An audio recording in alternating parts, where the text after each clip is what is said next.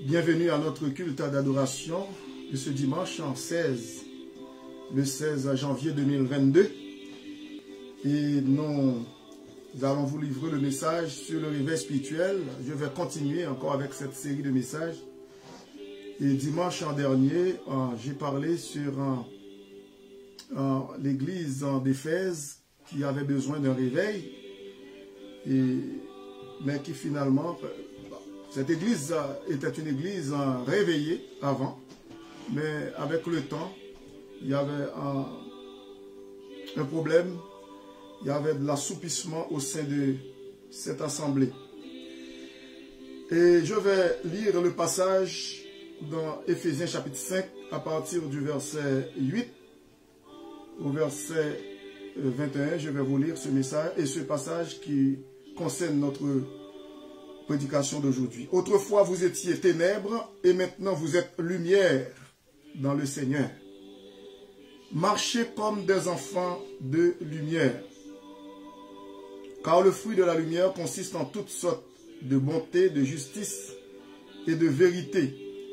Examinez ce qui est agréable au Seigneur et ne prenez point part aux œuvres infructueuses des ténèbres, mais plutôt condamnez-les. Car il est honteux de dire ce qu'ils font en secret. Mais tout ce qui est condamné est manifesté par la lumière. Car tout ce qui est, écoutez bien ça, condamné est manifesté par la lumière. C'est pour cela qu'il est dit, réveille-toi, toi qui dors, relève-toi d'entre les morts, et Christ t'éclairera. Réveille-toi, toi qui dors, relève-toi d'entre les morts, et Christ t'éclairera. Prenez donc garde de vous conduire avec circonspection, non comme des insensés, mais comme des sages. Rachetez le temps, car les jours sont mauvais.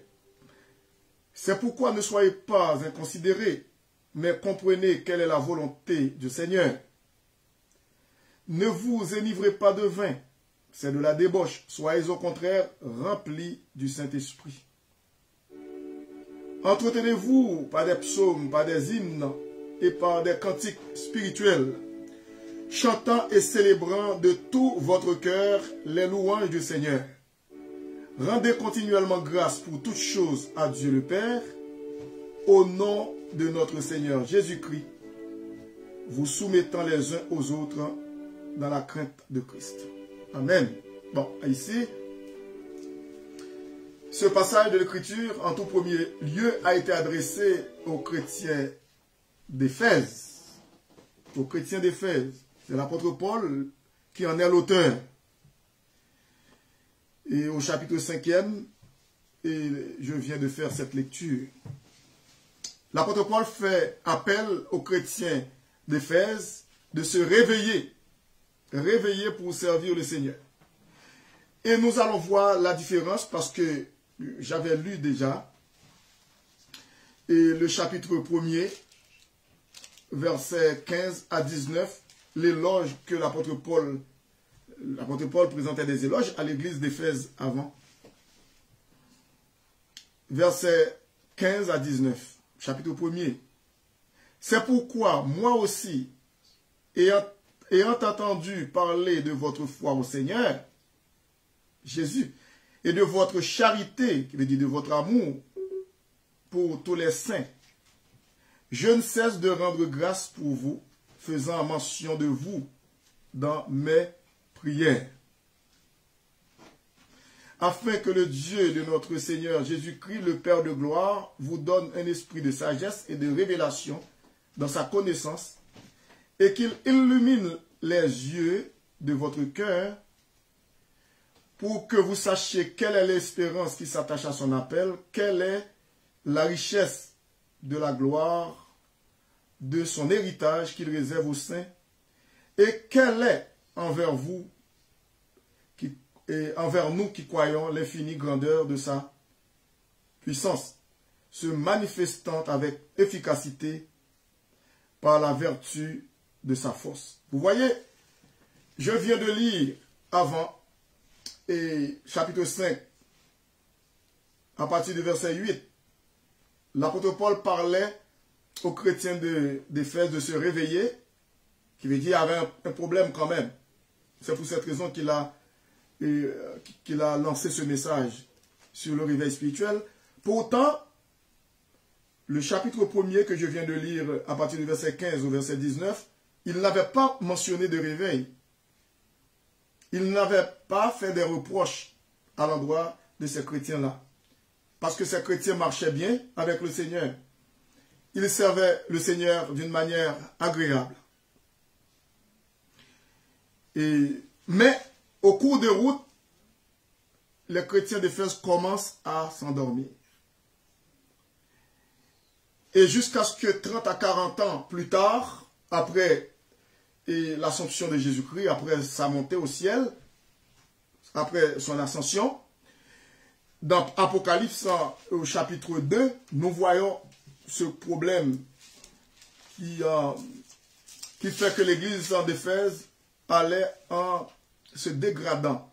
Au chapitre 2, écoutez bien ça, c'est pas le commencement que le Seigneur attend, mais c'est la fin pour pouvoir être récompensé. Chapitre 2 de l'Apocalypse, verset 1er. Voici ce que dit celui qui tient les 7 étoiles dans sa main droite. Celui qui marche au milieu des 7 chandeliers d'or. Je connais tes œuvres, ton travail et ta persévérance. Je sais que tu ne peux supporter les méchants, que tu as éprouvé ceux qui se disent apôtres et qui ne le sont pas, et que tu les as trouvés menteurs. Que tu as de la persévérance, que tu as souffert à cause de mon nom, et que tu ne t'es point lassé. Mais, il y a un mais, verset 4. C'est à la fin du siècle à ce moment-là, à l'époque, 2000 ans de cela. Mais ce que j'ai contre toi, c'est que tu as abandonné ton premier amour. Il y avait un problème ici, à la fin. Il commençait bien, au chapitre 1er, on voit ça. Au cours de route, eh bien, ils commençaient à avoir des difficultés de continuer leur marche dans le réveil spirituel au chapitre 5. Et finalement, parce que l'apôtre Paul devait quand même le rappeler, devait le faire comprendre qu'il devait se réveiller. Finalement, c'est Jésus-Christ qui est arrivé. C'est Jésus-Christ qui a donné ce message à Jean, qui était le dernier apôtre qui était mort en dernier, pour dire aux chrétiens d'Éphèse qu'ils ont abandonné leur premier amour. Vous voyez? Bon. Je comprends bien que ce n'est pas facile, parfois, d'être des chrétiens réveillés tout le temps, mais nous savons que le Saint-Esprit de Dieu qui habite en nous, c'est lui qui nous aide à marcher dans le réveil spirituel. Et c'est pour cette raison que l'apôtre Paul dans Éphésiens 5, à partir du verset 8, l'apôtre Paul dit, autrefois, avant notre conversion, vous étiez, ou nous étions, ténèbres, et maintenant vous êtes lumière, et maintenant nous sommes lumière dans le Seigneur. Marchez comme des enfants de lumière. Marchons comme des enfants de lumière. Et puis l'apôtre Paul décrit les enfants qui marchent dans la lumière comment? Quels fruits qu'ils portent. Et puis le verset 12, l'apôtre Paul dit, les gens qui marchent dans les ténèbres, il dit, car il est honteux de dire ce qu'ils font en secret. Mais tout ce qui est condamné est manifesté par la lumière. Car tout ce qui est manifesté est lumière.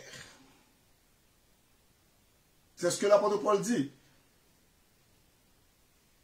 car tout ce qui est manifesté est lumière.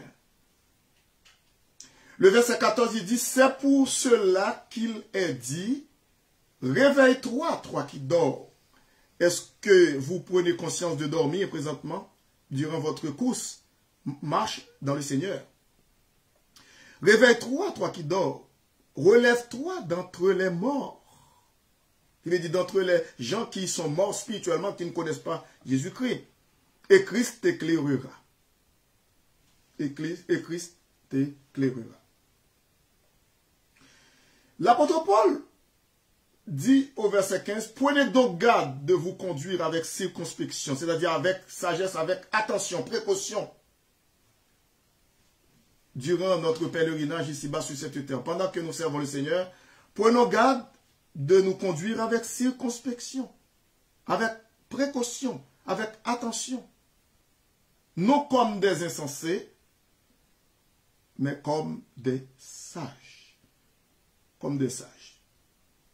De même que Moïse, dans le désert, il a écrit le psaume 90, verset 12, où il a dit, enseigne-nous, ô Seigneur, à bien compter nos jours, afin que nous appliquions notre cœur à la sagesse.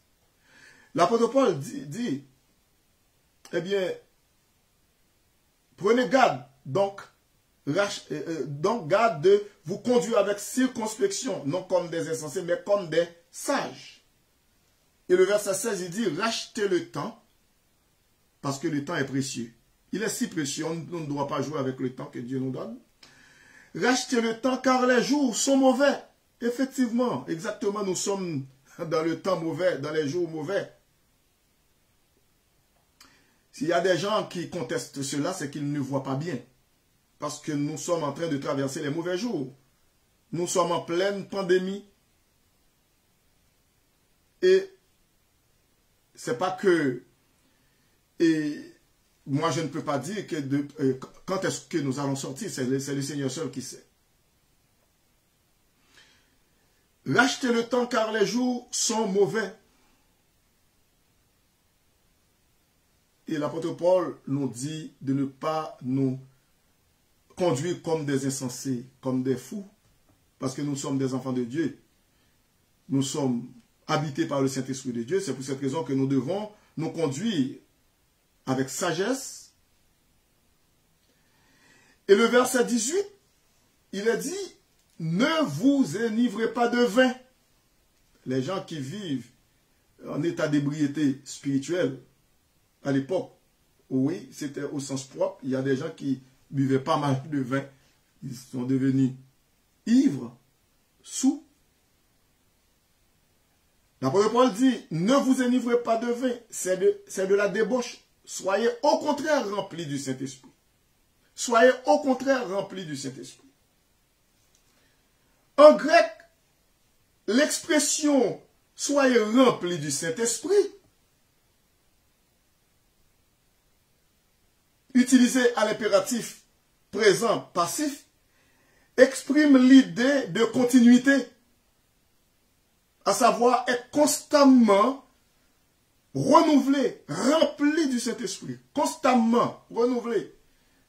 Comme l'apôtre Paul dit dans Romains 12, verset 2, « Ne vous conformez pas au siècle présent, mais soyez transformés par le renouvellement de l'intelligence, afin que vous discerniez quelle est la volonté de Dieu, ce qui est bon, agréable et parfait. »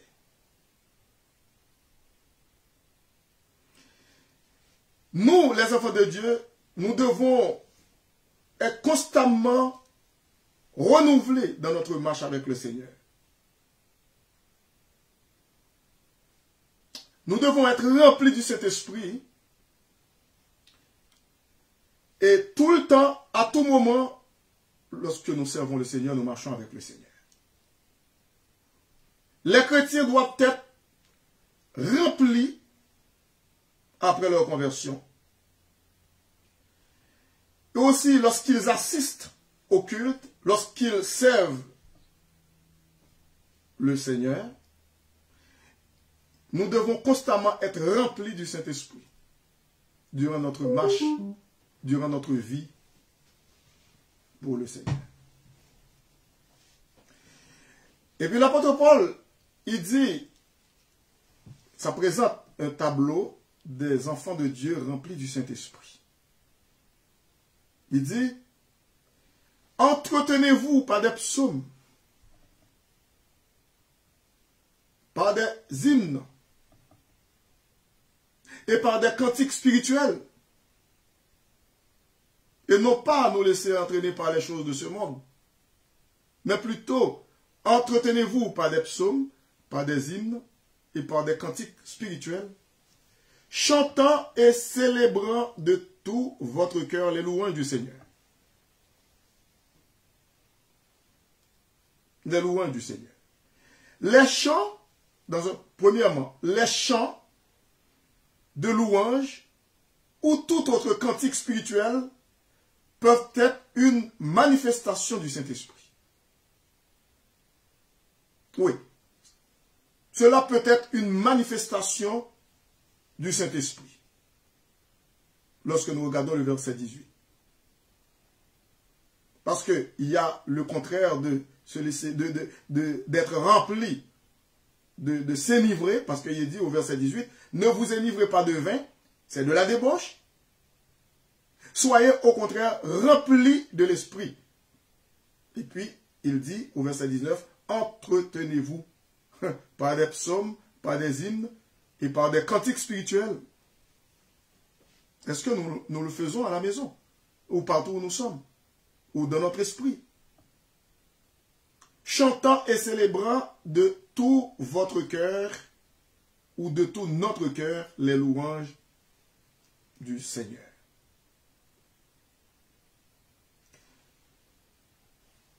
Deuxièmement, chanter des cantiques spirituels est un moyen d'édifier.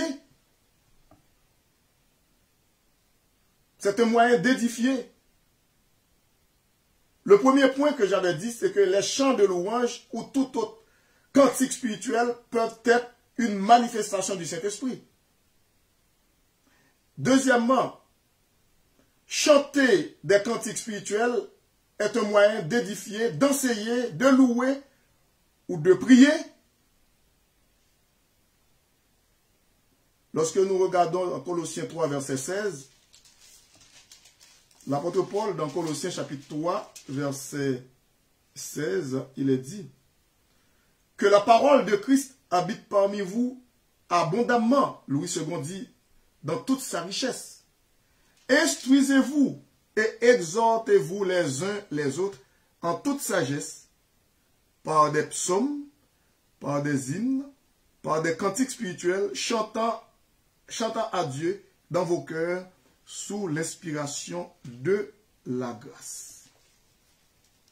Sous l'inspiration de la grâce.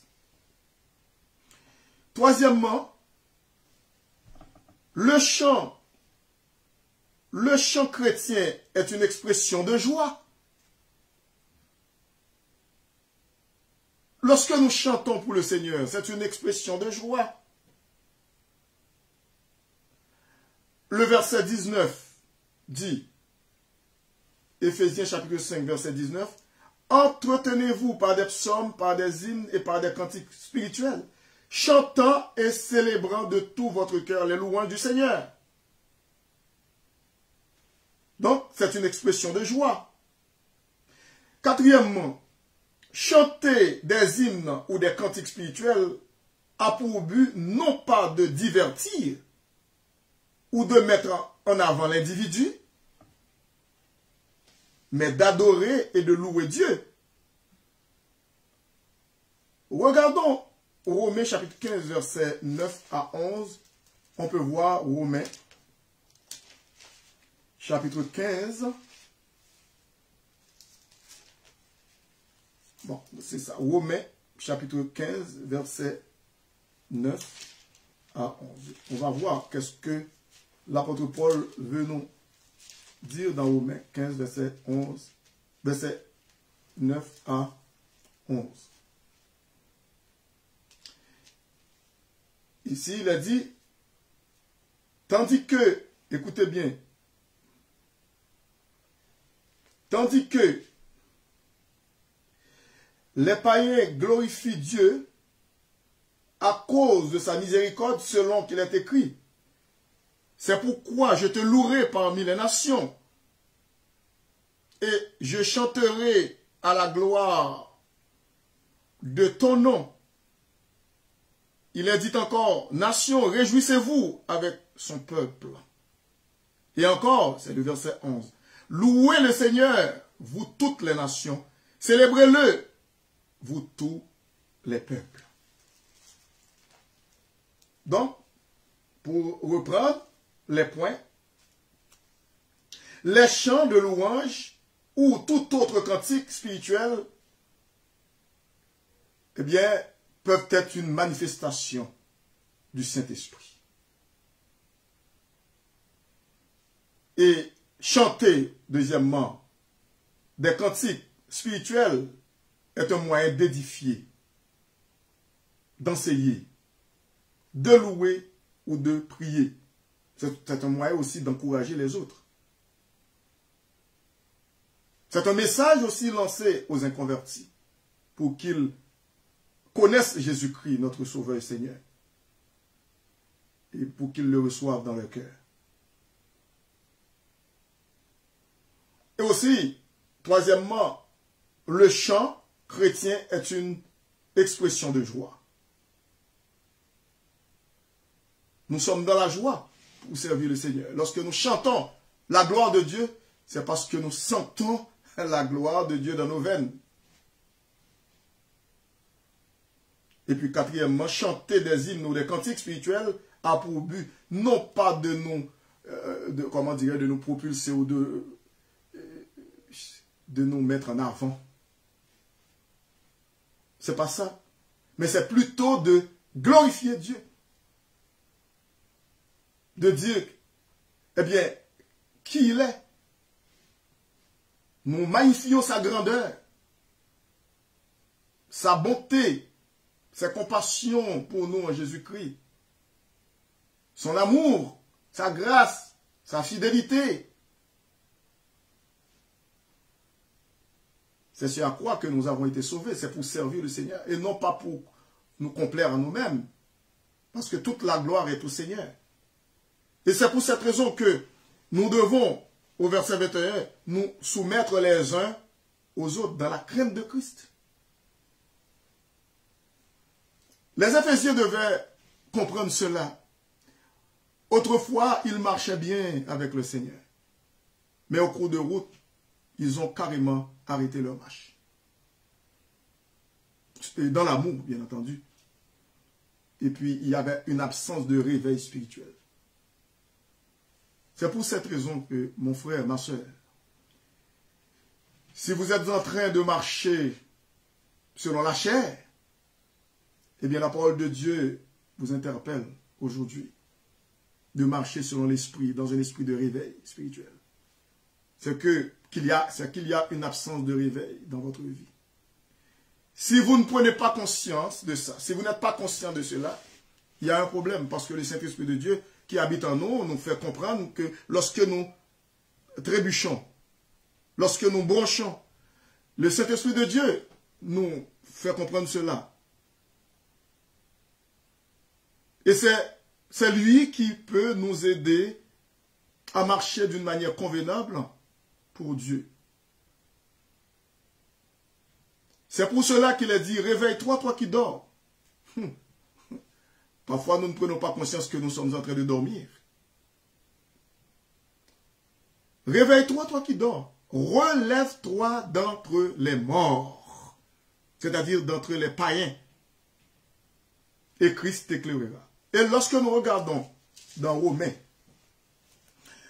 chapitre 13, l'apôtre Paul, parce que ce n'est pas seulement l'église d'Éphèse qui avait ce problème de sommeil, problème spirituel, il sommeillait, il dormait, mais les chrétiens de Rome aussi. Chapitre 13 de Romains, à partir de verset 11, écoutez ça bien. Cela importe d'autant plus que vous savez en quel temps nous sommes. Quel temps nous sommes? Eh bien, l'apôtre Paul dit c'est l'heure de vous réveiller enfin du sommeil. Enfin du sommeil. Car, parce que maintenant le salut est plus près de nous que lorsque nous avons cru. Ça fait longtemps depuis que nous avons accepté Jésus-Christ comme notre Sauveur et Seigneur personnel. Eh bien maintenant nous sommes plus près de son retour. Nous sommes plus près, nous sommes à l'approche de l'enlèvement de l'Église de Jésus-Christ. C'est-à-dire, ce n'est plus le temps de dormir, de sommeiller. C'est pour cette raison que l'apôtre Paul a lancé ce message aux chrétiens de Rome. Pas seulement aux chrétiens d'Éphèse, mais aux chrétiens de Rome, les Romains. Cela importe d'autant plus que vous savez en quel temps nous sommes. C'est l'heure de vous réveiller enfin du sommeil, car maintenant le salut est plus près de nous que lorsque nous avons cru. Et puis le verset 12, il a dit, et l'apôtre Paul dit, il a dit ici, la nuit est avancée. C'est une image, c'est une métaphore pour expliquer, qui veut dire quand il va faire jour, eh bien, il faut que la nuit précède le jour.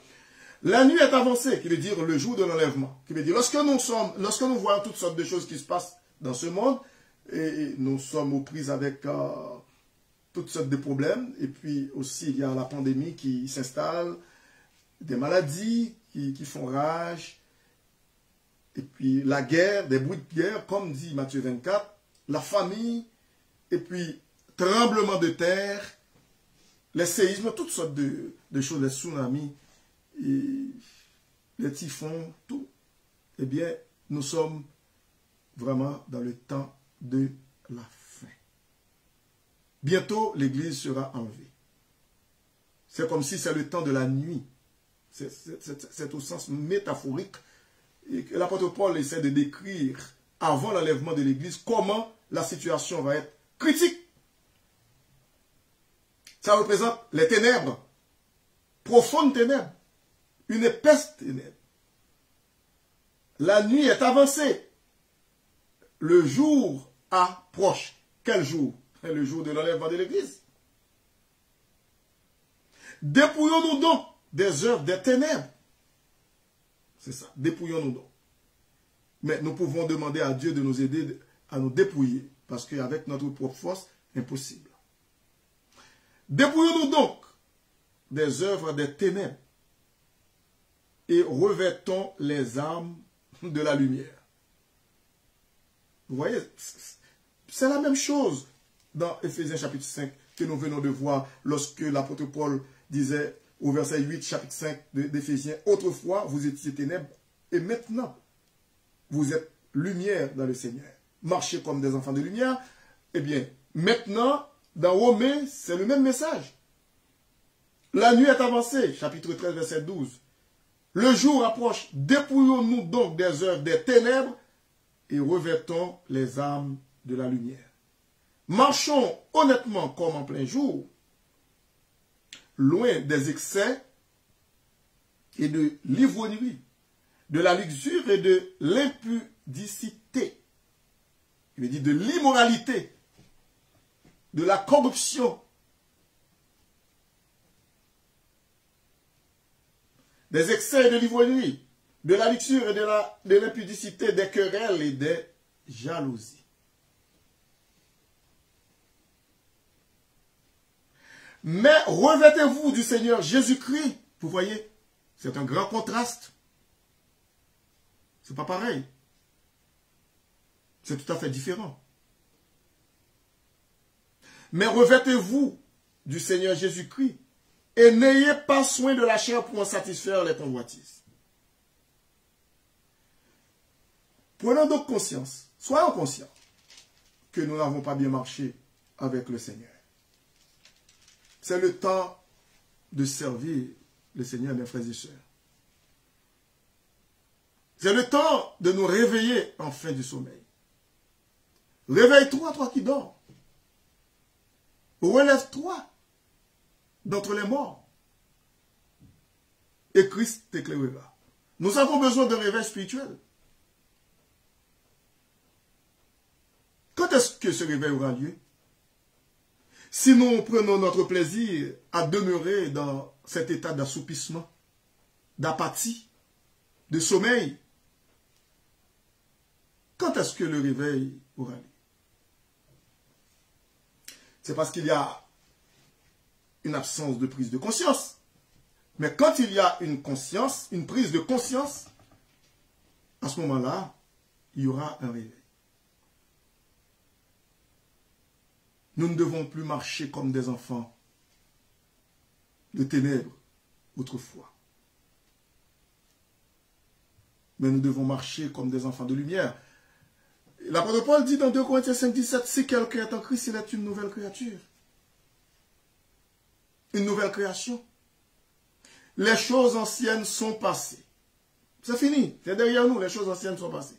Voici, toutes choses sont devenues nouvelles. Dans Galates 2:20, l'apôtre Paul dit, j'ai été crucifié avec Christ. Et si je vis, ce n'est plus moi qui vis, c'est Christ qui vit en moi. Voulez-vous avoir un réveil spirituel? Romains 12, verset 1er, il est dit, je vous exhorte donc frères et sœurs, par les compassions de Dieu, à offrir vos corps comme un sacrifice vivant, saint, agréable à Dieu, ce qui sera de votre part un culte raisonnable. Le verset 2 dit, ne vous conformez pas au siècle présent, mais plutôt soyez transformés par le renouvellement de votre intelligence, afin de discerner la volonté de Dieu dans notre service pour lui, dans notre marche pour lui. Réveille-toi, toi qui dors. Prenons conscience. Ne disons pas que bon, nous sommes en train de traverser les mauvais jours. Il y a des chrétiens, semble-t-il, qui profitent de cette pandémie pour dormir. Il y a des chrétiens qui, semble-t-il, qui prennent cela comme prétexte pour continuer leur marche avec le Seigneur. C'est parce que ces chrétiens étaient déjà endormis.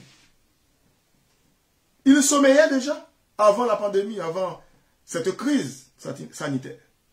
Ils dormaient avant. Maintenant, ils sont profondément en sommeil. Ils dorment profondément. Mais ne dites pas que c'est à cause de la pandémie. Non. Dieu voit notre cœur. Il sonde les cœurs et les reins. Il connaît tout ça. Nos agissements, nos intérêts pour lui, pour les choses de Dieu. Il voit. Il voit tout. Tout comme lorsqu'il avait donné les 7 messages aux églises d'Asie mineure à Jean. Il disait qu'il connaît tout ce qui se passe dans son église. Dans les 7 églises qui représentent, c'est le chiffre de perfection de l'ensemble de la chrétienté. Dans l'Apocalypse, à partir du chapitre 2. Depuis au chapitre 1er,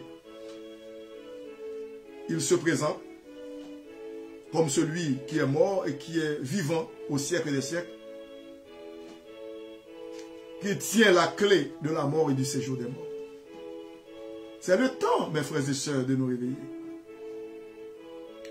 De même qu'il a demandé aux chrétiens d'Éphèse, qui marchaient bien autrefois.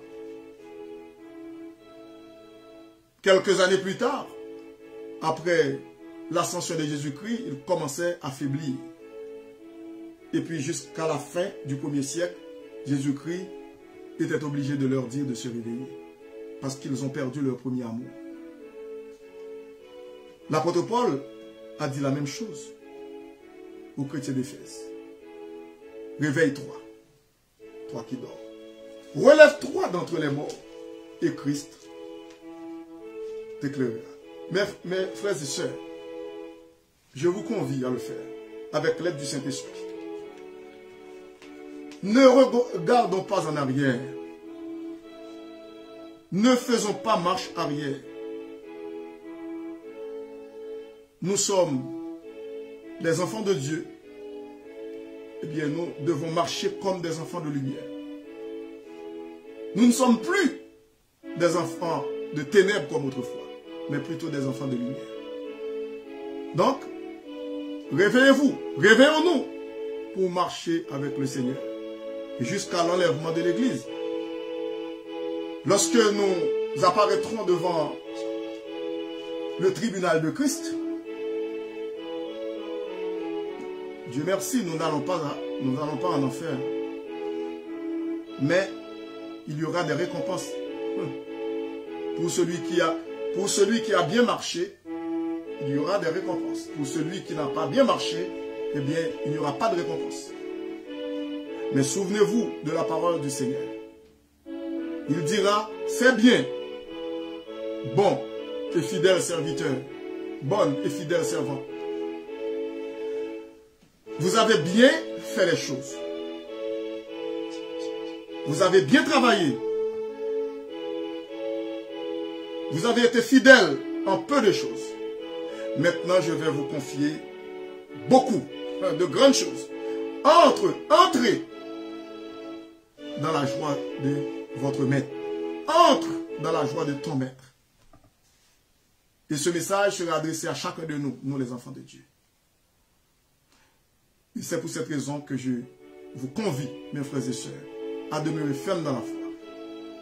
D'après 1 Corinthiens 15, 58. Ainsi même, bien-aimés, soyez fermes, inébranlables, travaillant de mieux en mieux à l'œuvre du Seigneur, sachant que votre travail ne sera pas vain dans le Seigneur. Merci beaucoup. Prenez cette exhortation au sérieux. Aujourd'hui, dimanche, le 16 janvier 2022. C'était votre serviteur, pasteur Jean Level Tangène, qui vous remercie d'avoir été à l'écoute. Qu'il vous aide encore, que le Seigneur vous aide à vous brancher à lui, jour après jour, à rester ferme dans la foi. Et aussi, nous vous attendons pour notre prochaine méditation, qui veut dire pour nos prochains cultes d'adoration, pour sa gloire. Nous allons prier le Seigneur. Et surtout pour les gens qui ne connaissent pas encore le Seigneur, nous allons leur demander de faire cette prière. Ils vont répéter après moi. Seigneur Jésus, je viens d'écouter ta parole. Je réalise que je suis un pécheur perdu. Mais selon ta parole, Jésus est venu mourir pour moi sur la croix. À ma place, il a versé son sang pour payer la dette de mes péchés, pour me donner la vie éternelle. Donc, Seigneur Jésus, je te reçois dans mon cœur aujourd'hui, comme mon sauveur et Seigneur personnel. Entre dans ma vie, fais de moi un enfant de Dieu, par ton Saint-Esprit, pour l'éternité. Amen. Cette prière que vous venez de faire, sachez-le bien. Si vous êtes sincère, eh bien vous avez déjà la vie éternelle, vous êtes devenu un enfant de Dieu pour l'éternité. Prions pour terminer. Père Saint, nous te remercions pour ce moment passé dans ta sainte présence avec nos frères et sœurs. Nous te prions, Père Saint, de faire en sorte que nous puissions mettre en pratique ta parole et pour que nous soyons des chrétiens réveillés spirituellement pour te servir. Bénis le reste de la journée pour nous et aussi la semaine qui débute. Nous te prions ici avec le pardon de nos péchés dans le nom précieux de ton Fils Jésus. À lui soit la gloire dès avant tous les siècles, maintenant et au siècle des siècles. Amen. Que le Seigneur vous bénisse. Merci d'avoir assisté à notre culte d'adoration aujourd'hui. Eh bien, nous vous demandons, nous vous donnons un autre rendez-vous pour dimanche prochain, Dieu voulant. D'ici là, que le Seigneur vous bénisse. Merci. Au revoir.